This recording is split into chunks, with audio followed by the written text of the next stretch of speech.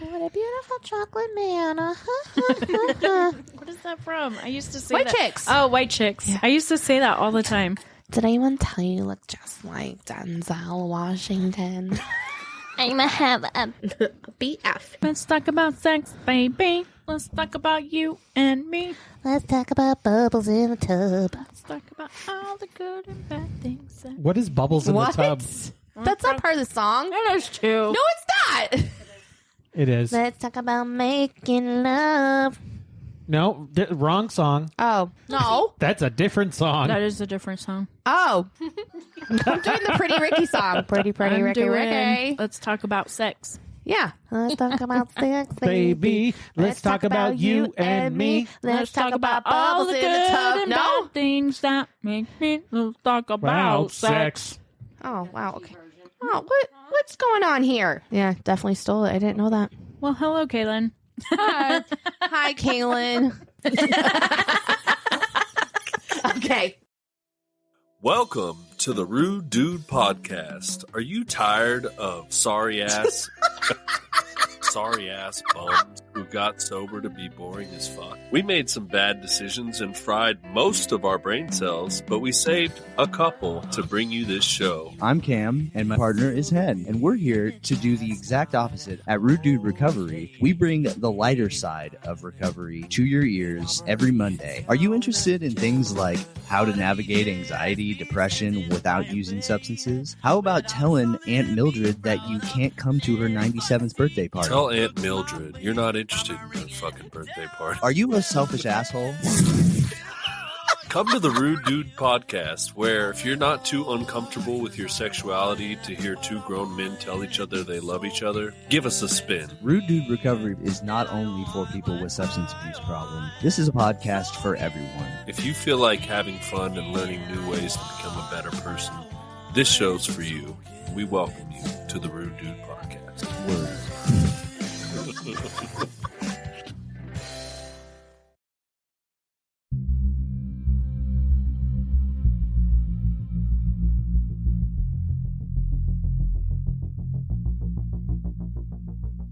Hi, I'm Jess. And I'm Hannah.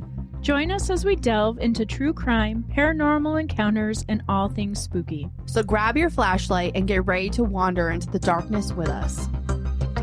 This is Wicked Wanderings.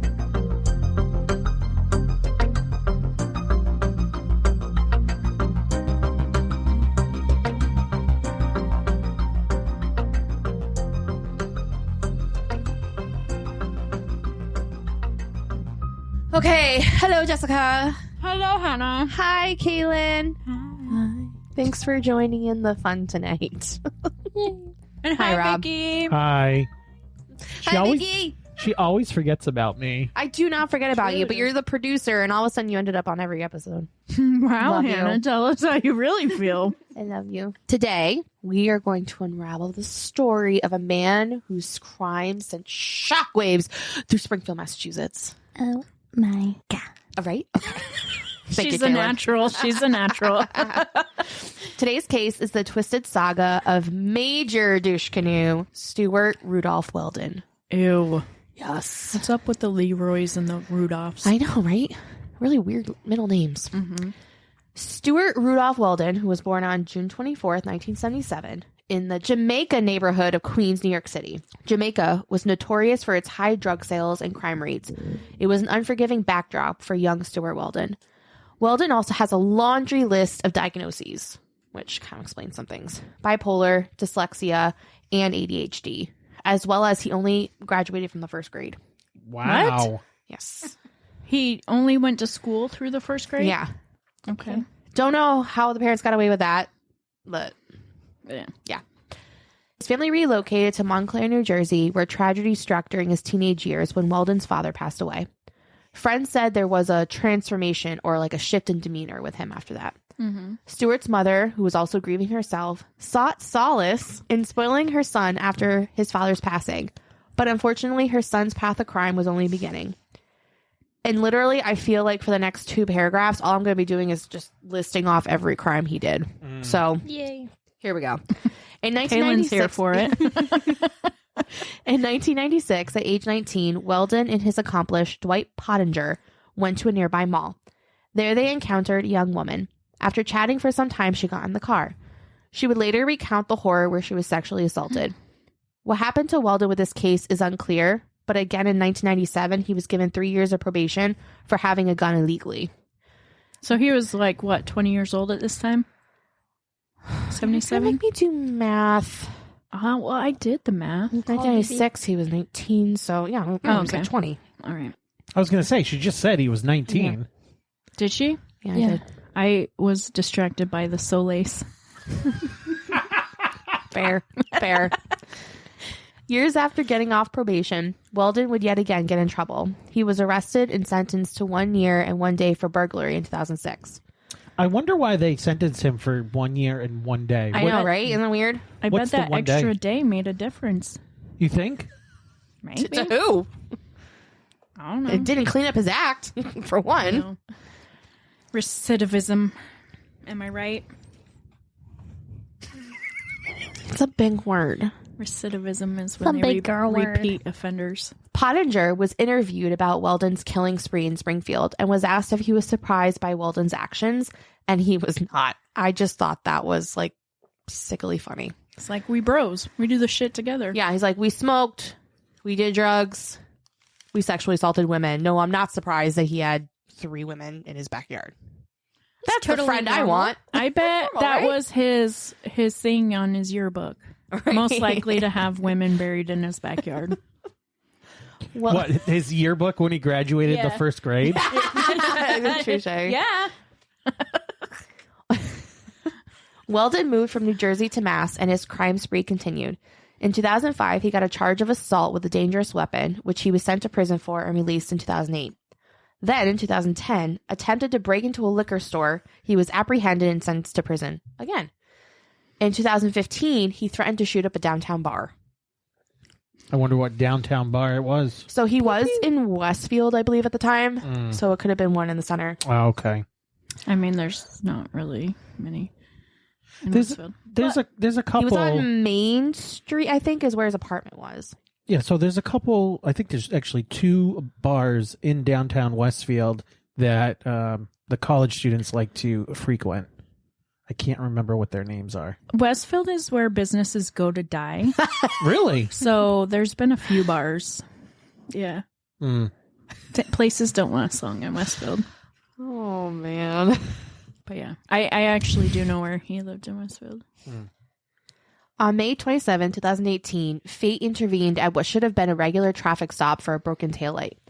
After a chase through the city, Weldon was finally stopped, and police found a woman who says she was held against her will at his Page Boulevard home for a month, where she was raped and beaten with a hammer. What a dick. I know, right? Douche canoe. The judge ordered $1 million bail, and his charges were as follows: armed kidnapping with serious bodily injury, threat to commit a crime, resisting arrest, reckless operation of a motor vehicle, carrying a dangerous weapon, and failing to stop for police. Weldon's history with the Springfield police is extensive, with 16 arrests and charged with 68 offenses. Wow. So there's no reason he should be out. That's what I thought. Why is this guy on the freaking street? I agree. Your guy got kidnapping. He got the life. Or was that your case? that we was did? that was her. Yeah, her guy. he got life for kidnapping. Yeah. Yeah, but the Like what? kidnapping was the last one. Like his first ones were like burglary and, well, I guess the one rape, but Well, he did serve time. Well, so the sexual assault one was... Until he killed himself. Stay with us. We'll be right back.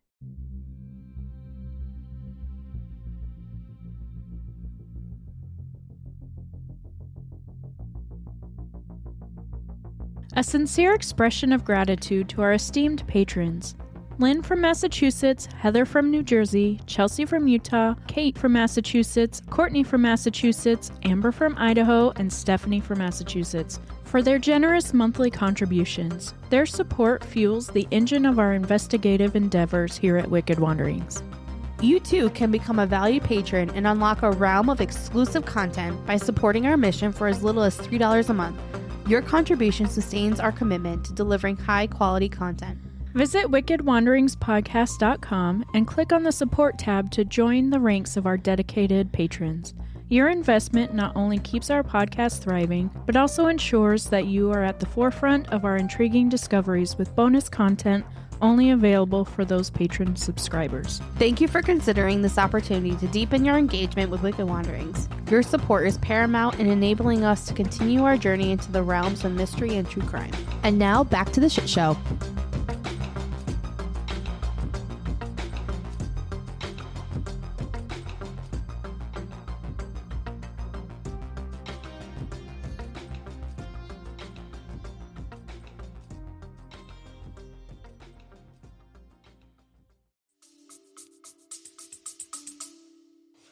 No, we're talking about Stuart.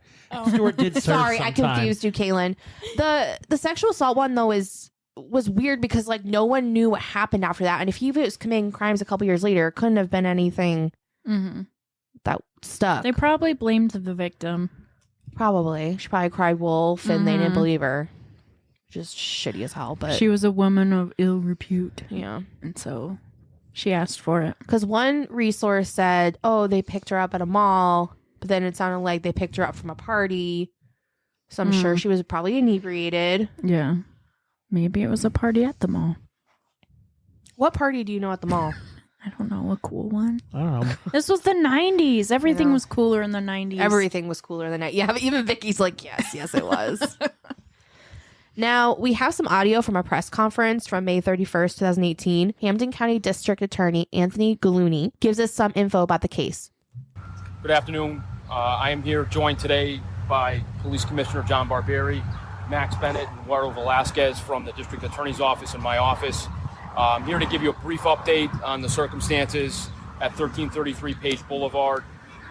Quite frankly, the investigation is very early and is ongoing, and there's very little information I can release, but I wanted to respect the public's interest and the media's attendance here by giving you the details that I can share. Again, it's very early in the investigation. We expect this to extend in a very intense way over the next day or two at the very least, and more information will be released as time goes on.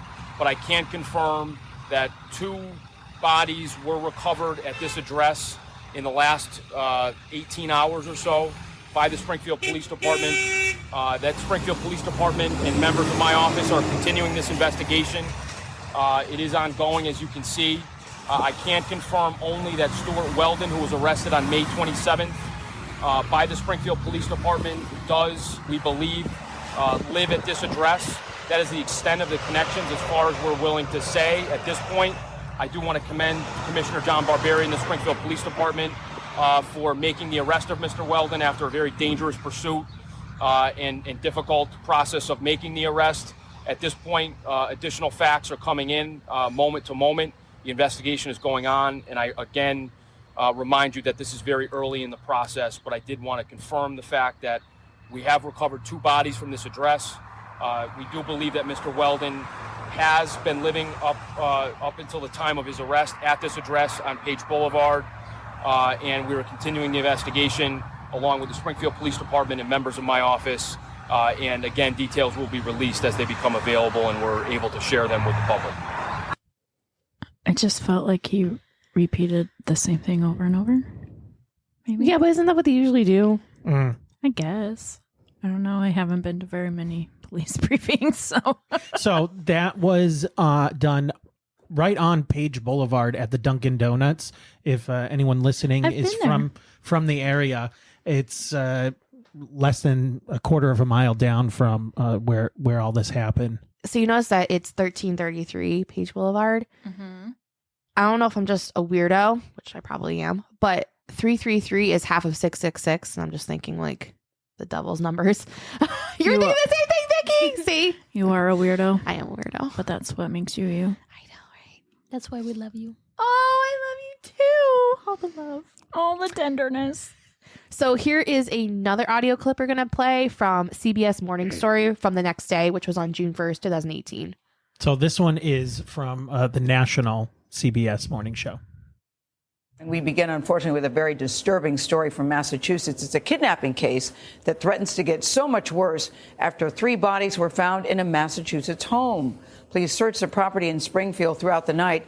They say that this is the last known address of Stuart Weldon. Police arrested him on Sunday after a bizarre traffic stop that started with a broken taillight. Well, it led to Weldon being charged with kidnapping, torturing, and sexually assaulting his female passenger. Now, she is still in the hospital with serious injuries. Anna Werner is near the crime scene in Springfield, Massachusetts. Anna, good morning. Good morning. So this is the house that investigators have been searching behind me, this green home. Next to that, you can see a single-car garage. And next to that garage, you can see a tent that investigators set up during their search. They're expected to continue searching this property today. The police report details how the woman in that car described to police as she sobbed uncontrollably his alleged acts of violence. It's, as you can imagine, a very complicated investigation. All hands are on deck from the Springfield Police Department. Less than 8 hours after police announced 2 bodies were found at Stuart Weldon's last known address, District Attorney Anthony Golani revealed last night that a 3rd body had been discovered. More information came in the last 24 hours that led investigators to the home. Neighbors say police first arrived late Wednesday. So it started out with two cop cars. And then next thing you know, the whole street was filled with detectives. The search continued all day Thursday, focusing on the garage and yard next to the house. Investigators put up a tent. Weldon was arrested Sunday after a car chase ended in a crash and scuffle with officers. According to the police report, a woman in the car told officers that Weldon had been holding her captive for a month, adding that he sexually assaulted her and beat her with a hammer. She was taken to the hospital with injuries police described as grotesque and violent, including stab wounds to her abdomen and a possible fractured jaw. Before being transported to the hospital, the woman told police, "Thank you guys for saving my life. I didn't think I was ever going to get away." CBS station WBZ reports the house being searched belongs to Weldon's mother, but police are not saying who else lives there. Neighbors say they've seen other people in and around the home. They moved in a while back, but they're sort of secluded. It's freaky. I feel like I'm watching TV and it's not real in my neighborhood. It's very unnerving. We've not yet been able to reach Weldon or anyone from the family. He is in jail on $1 million bond. That bond in connection to charges lodged against him in connection with the traffic stop on Sunday and that alleged kidnapping. So far, the district attorney has not charged Weldon or anyone else in connection with the 3 bodies found here at the home. So between our 2 audio pieces, you see that they found 2 bodies and then they finally found a 3rd. And they did mention that Weldon's mom owned the home and they have seen other people there. But one thing they did mention was that they did find a child there that ended up going into DCF services. Good. And I believe it's actually Weldon's child. Really? Yeah. I didn't know he had a kid. Yeah. I mean, that's what it seemed like the research was saying, but they weren't sure if it was actually his child or not. Good. Interesting. I did hear from somebody who kind of knew one of the victims, and I can't say in what capacity they knew, but they had, it seems like all of these women were into drugs and, you know, kind of in a low spot in their life. And I can't say for the one that was kidnapped. And this is just what I've heard. I don't honestly know if it's fact or not, but in case anyone is listening, because this is still ongoing, right? He hasn't officially been charged? He has. Charged, but not tried. No, he pleaded guilty. Oh, did he? Good. Yeah, I'll get into that. Okay, well then we can wait. So with it being Weldon's mom's home, she actually reported to police that she had a foul smell in her home. And so when the police were doing the search, that's how they found the 3 sets of human remains on the property. And they were 47-year-old, I feel bad, Ernestine Ryans of Springfield. I hope I'm saying your name right. Who she went missing on March 18th, 2018. Then there was 34-year-old America Leiden of Springfield, who went missing December 1st, 2017. And then 27-year-old Kayla Escalante of Ludlow, who went missing in December. So here is audio from a press conference on June 4th, 2018, where District Attorney Anthony Golani identifies the victims that were found. That is the 3 victims who have been recovered. They are all identified. They are, in fact, all female. And again, those identities have been provided to you.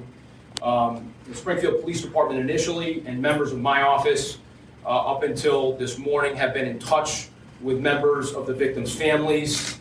They are, needless to say, distraught and heartbroken. It is my respectful request to you, members of the media, as well as the public, that you please respect their privacy and you respect the fact that they are mourning and dealing with a very, very tragic loss.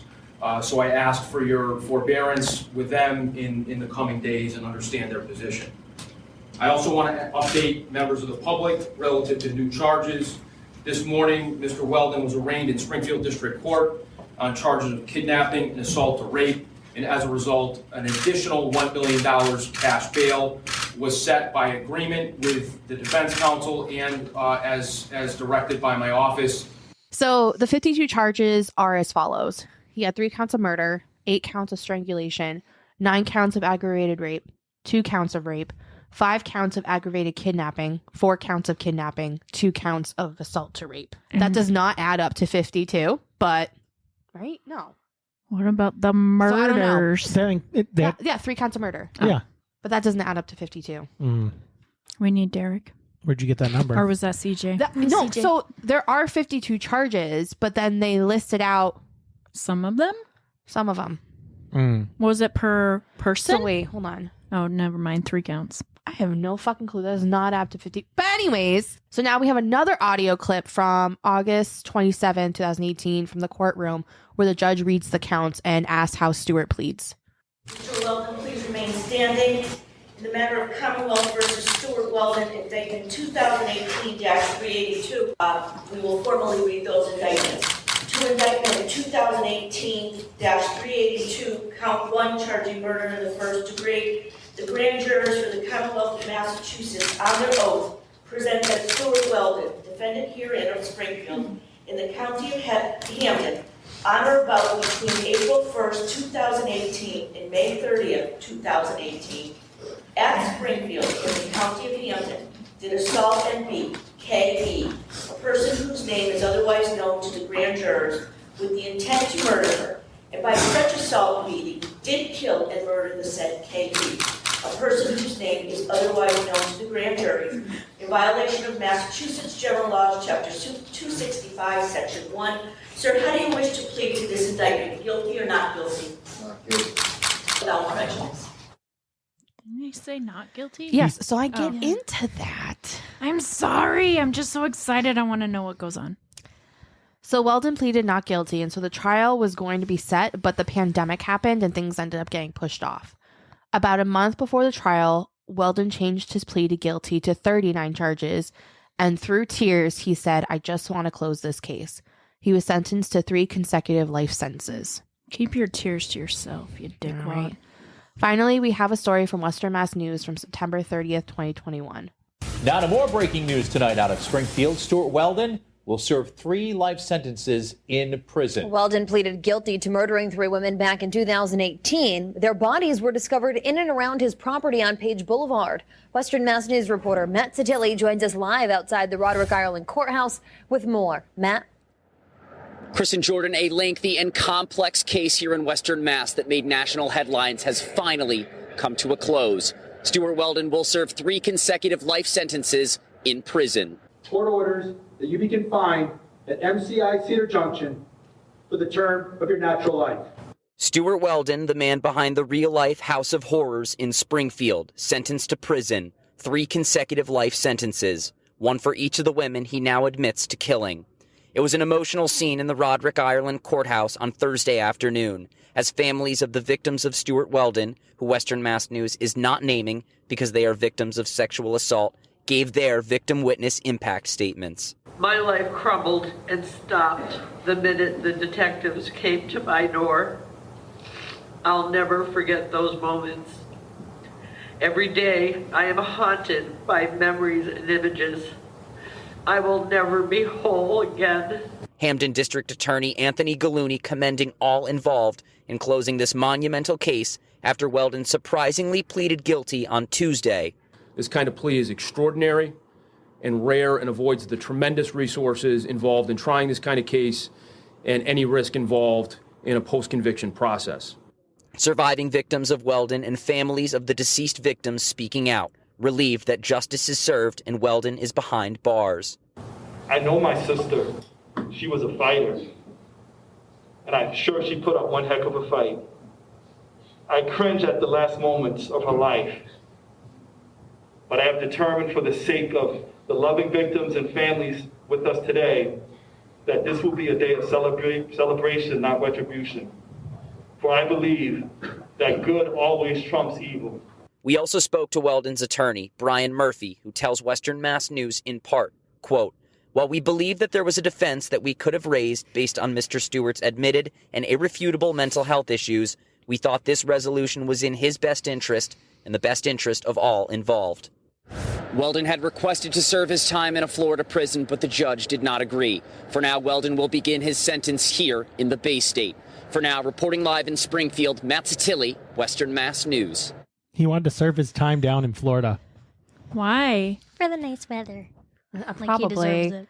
And there was something in the news articles that I read that it was asked for out of state. So that's interesting that it was Florida. Well, I'm just wondering why he was crying. Because he got caught. Oh, well. Right? He did a better job. So something I don't understand is that if you've ever been on Page Boulevard, those houses are so fucking close together. How do you not see a suspicious man in his backyard digging? Mm-hmm. I don't. Planting a garden. At night? You don't he's hear that? doing a garden, yeah. In the middle Still, of the night, you're building a I mean, garden. neighbors are not as nosy as they used to be. Right. Especially in Springfield. Mhm. Especially on a busy street like that. Oh, no, his mother must have been so oblivious. Mm-hmm. Maybe she wanted to be oblivious. I don't know. Well, that is the story of Stuart Weldon. Fuck that guy. Super major douche canoe. Yeah. I'm just glad that the families had closure. Absolutely. Yeah. Of at least knowing, What having happened. answers, right? Yeah. To where their girls were. Yeah.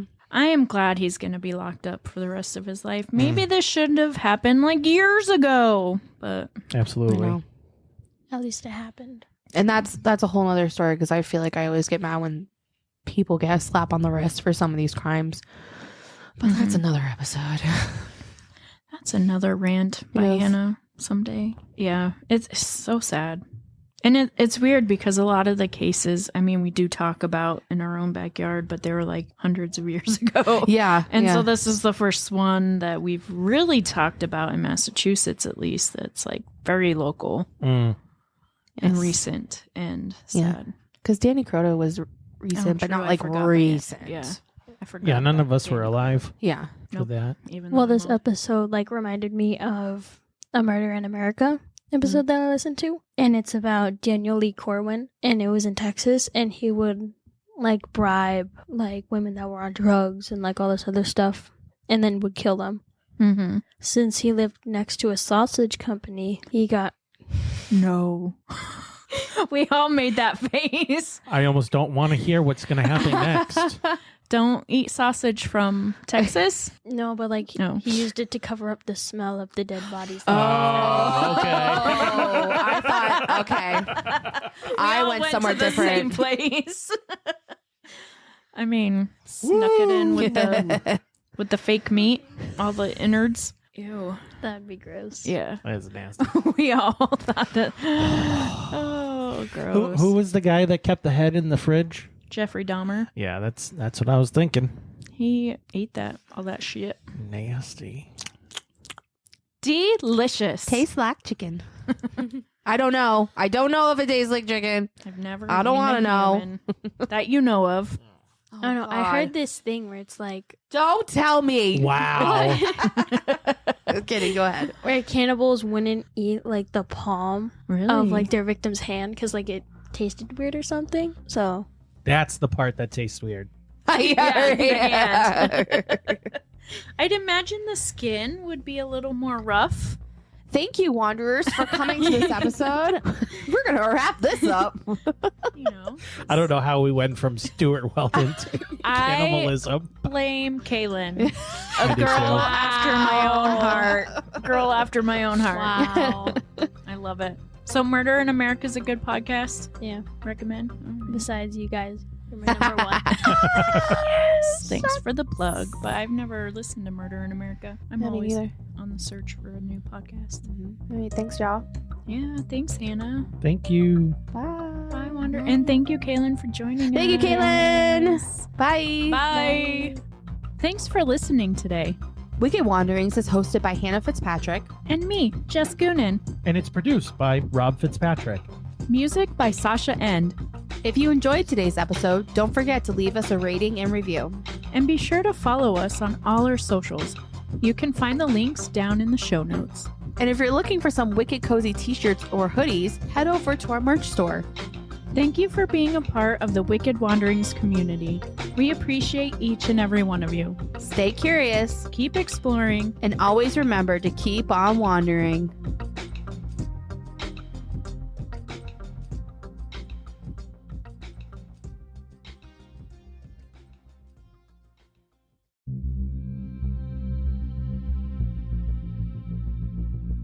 Get ready to rock your style with Wicked Wanderings. Introducing our brand new merch. Cozy up in our Wicked hoodies. Or flaunt your vibe in our sweet-ass t-shirt. Join the Wicked Wanderings crew, explore the mysterious, and head to our merch store now. The link is in the show notes below.